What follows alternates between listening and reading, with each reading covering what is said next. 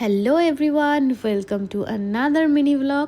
এটা ছিল জামাই ষষ্ঠীর দিন। দীপ আর আমি সকাল সকাল রেডি হয়ে বেরিয়ে পড়েছিলাম মায়ের কাছে যাওয়ার জন্য। টুকটাক ফল কিনে পৌঁছে গেলাম মায়ের কাছে। দেন গিয়েই তো দীপ মায়ের হাতে সব জিনিসপত্র তুলে টুক করে নমস্কার সেরে ফেললো। এদিকে দেখি মা আমাদের জন্য রেডি করেই রেখেছিল ফল, মিষ্টি, লুচি, তরকারি সমস্ত কিছু। এরপর শুরু হলো আশীর্বাদ পর্ব। মা এক এক করে দীপ আর আমাকে আশীর্বাদ করলো।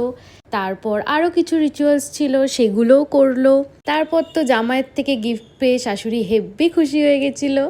যাই হোক, এরপর তো শুরু হয়ে গেছিল দুপুরের খাবারের তোড়জোড়।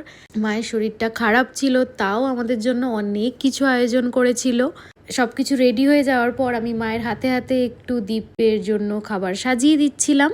জামাই আর মেয়ের জন্য মা ডাল, 5 রকমের ভাজা থেকে শুরু করে ইলিশ, চিংড়ি, মাটন সমস্ত কিছু করেছিল। আমরা খুব মজা করে খেয়েছি, আর খাবারগুলোর যা টেস্ট হয়েছিল, উফ, এক কথায় দারুণ। যাই হোক, তোমাদের ভিডিওটা কীরকম লাগলো কমেন্ট করে জানাও। আর আজকের জন্য টাটা।